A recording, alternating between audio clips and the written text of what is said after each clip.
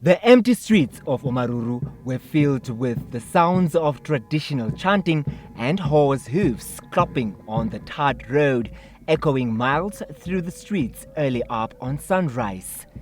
They also paid homage at their ancestral graves, received blessings, and were sprinkled with water as a form of cleansing.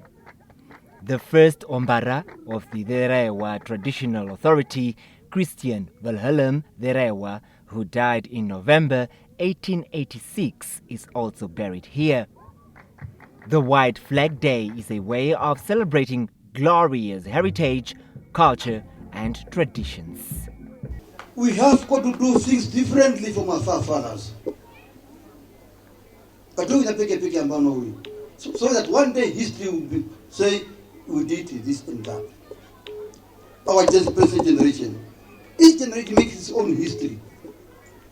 Now how shall we commemorate the suffering of our people, the unemployment, the poverty, and all sorts of evils? How shall we do it? We don't control nothing. In fact, I've got to make this remark and very seriously. He advised young people to learn from events of this magnitude. Speaker of the National Assembly, Professor Peter Kashavivi, wants to see youth empowered academically. We need to bring some of our academics, young people who are ambitious, academically ambitious, to sit in and listen to the conversation, to some of the intervention that we had so far. There is a great deal that we need to take into account. We need to empower our people academically to get into doing research, studies. Speaking on the Ovaherero Nama Genocide Committee, PDM President McHenry Venani said victims of the genocide deserve a seat at the negotiation table to ensure total inclusion. He also called for an international conference to be hosted by Namibia where descendants, including those in the diaspora, will be represented for a fairer conclusion. We should also not be puerile in our conduct as leaders in this country.